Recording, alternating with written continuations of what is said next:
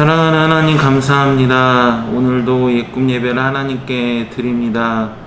영과 진리로 드리는 예배 주님께서 받아주시고 집에서 드리든 어느 장소에 있든 영과 진리로 하나님을 예배하는 예배자 될 수 있도록 주님께서 지켜주시고 인도해 주세요. 예수님의 이름으로 기도합니다. 아멘. 하나님 말씀 마태복음 22장 37절에서 40절까지 말씀입니다. 마태복음 22장 37절에서 40절까지 말씀입니다. 예수께서 이르시되 내 마음을 다하고 목숨을 다하고 뜻을 다하여 주 너의 하나님을 사랑하라 하셨으니 이것이 크고 첫째 되는 계명이요 둘째도 그와 같으니 내 이웃을 내 자신같이 사랑하라 하셨으니 이 두 계명이 온 율법과 선지자의 강령이니라. 아멘. 우리 예꿈 친구들 안녕하세요. 오늘도 영과 진리로 하나님을 예배하길 원합니다. 우리가 계속해서 예수님을 만난 사람들에 대해서 말씀을 들었었는데 예수님을 만난 사람들에 대해서 말씀을 듣고 예배를 드리다가 정작 우리가 코로나 때문에 만나지 못한 상황이 되었습니다. 그래도 코로나 가운데에서도 영과 진리로 인터넷을 통하여 영상을 통하여 가정에서 예배하는 우리 예꿈이 되었으면 좋겠습니다. 예수님께서 죽으시고 부활하셨습니다. 그리고 승천하셨는데 그때 하신 말씀이 이거예요. 내가 세상 끝날까지 너희와 항상 함께 있으리라 라고 하셨거든요. 그런데 우리 친구들 지금 예수님이 우리 눈에 보이나요? 우리 눈에 안 보이죠? 우리 눈에 안 보이는데 예수님은 세상 끝날까지 우리와 함께 하신다라고 하셨거든요. 지금 이 자리에도 여러분이 예배드리고 있는 그 자리에도 예수님께서 항상 함께 하신다고 하셨는데 이거는 첫 번째로 보혜사 성령 그리스도의 영이신 성령님께서 세상 끝날까지 우리와 함께 하신다라는 의미와 함께 예수님께서 지금 눈에 보이진 않지만 언제나 우리와 함께 해주신다라는 의미를 가지고 있어요. 우리가 함께 한다는 것이 눈에 보이는 데서 같은 장소에서 있어야만 함께 할 수 있는 것은 아니에요. 눈에 보이지 않지만 한 분 예수님을 향하여 예배드리는 이 시간, 이 영상을 통하여 예배하는 이 순간 우리는 함께하는 거예요. 함께하는 예꿈 너무나도 소중합니다. 혹시라도 교회 못 나와서 예배 드린다고 죄책감을 가지시거나 불편함을 가지시거나 또는 반대로 대면 예배를 하시는 분들에 대해서 비판하시는 분들이 계시다면 반대로 예배당 나와서 예배를 드린다고 자신만만하시거나 다른 사람을 비판하거나 주변 사람들을 판단할 필요는 없습니다. 왜냐하면 우리에게 있어서 중요한 것은 영과 진리로 예배하는 것이고 이 시간 함께 예배하는 거예요. 예배에서 가장 중요한 건 영과 진리입니다. 오늘 말씀을 보면은 두 분을 사랑하라고요. 두 분. 첫 번째는 하나님. 어떻게 사랑하라고 하냐면은 목숨을 다하고 뜻을 다하여 주 너의 하나님을 사랑하라고 하고 두 번째는 이웃을 사랑하는데 그 방법이 내 자신같이 사랑하라는 겁니다. 그러면서 결론이 뭐냐면은 하나님을 사랑하고 이웃을 사랑하는 이 두 계명이 온 율법과 선지자의 강령이라고 이야기를 해요. 강령이 뭐냐면 네이버에 검색해 보면은 이런 뜻을 가지고 있습니다.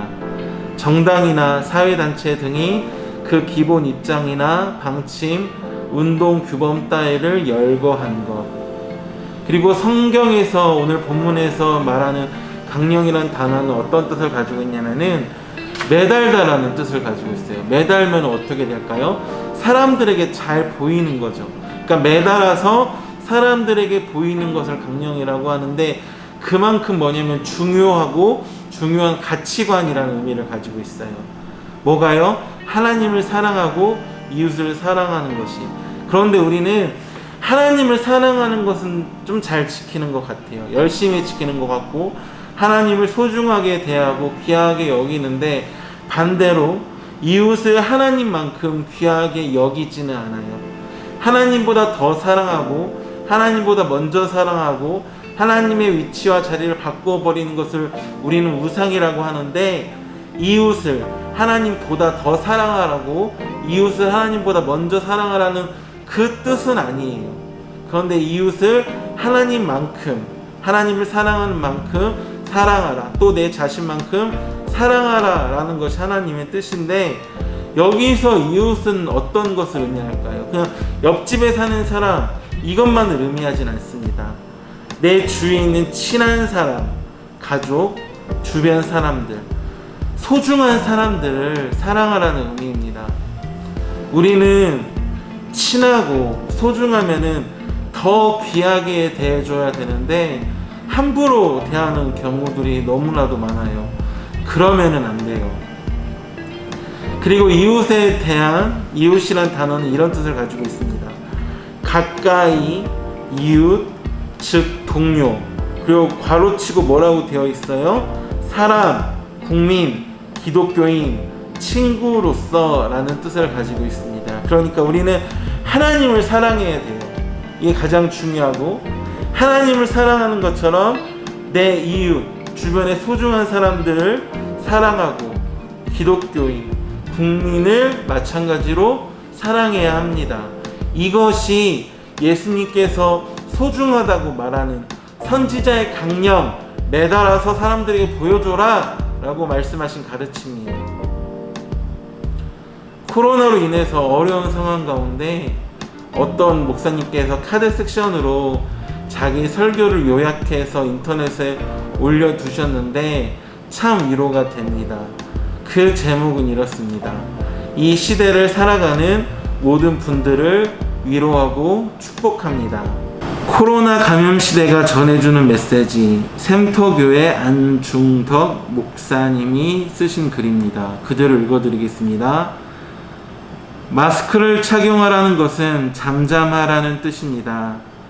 막말과 거짓말을 하지 말며 불필요한 말을 줄이고 남의 말에 귀를 기울이라는 말입니다. 입을 다물면 사랑스러운 것들의 시선이 머물게 되고 아름다운 소리와 세미한 속삭임이 들려올 것입니다. 손을 자주 씻으라는 것은 마음을 깨끗이 하라는 뜻입니다.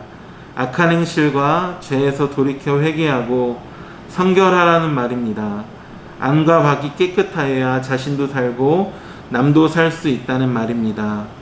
마음의 거울을 닦아야 자신이 보이고 마음의 창을 닦아야 이웃도 보일 것입니다. 사람과 거리두기를 하라는 것은 자연을 가까이 하라는 뜻입니다.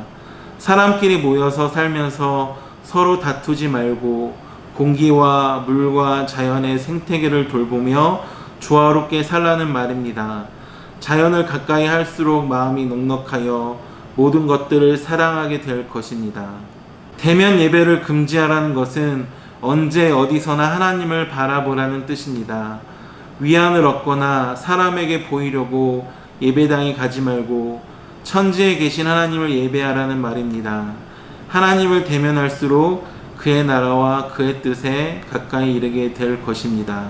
집합을 금지하라는 것은 소외된 자들과 함께 하라는 뜻입니다. 모여서 선동하거나 힘 자랑하지 말고 사람이 그리운 이들의 벗이 되라는 말입니다. 우는 자들과 함께 울고 홀로 외로이 무거운 짐을 지고 가는 이들의 짐을 나누어 질수록 세상은 사랑으로 포근해질 것입니다. 어려운 상황 가운데, 코로나 가운데에서도 하나님을 사랑하고 이웃을 사랑하는 우리 모든 예꿈이 되었으면 좋겠습니다. 지금은요, 마스크 쓰는 게 믿음입니다. 거리두기 잘하는 게 예수님 잘 믿는 거예요.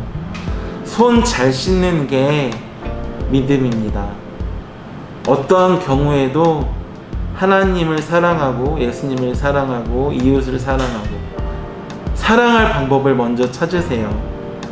사람이 먼저이고 사랑이 먼저입니다. 그리고 그 사랑의 방향은 하나님을 향하여 이웃을 향하여 있습니다. 언제나 사랑할 방법을 찾는 우리 예꿈 공동체가 되기를 원합니다. 다 같이 기도하겠습니다.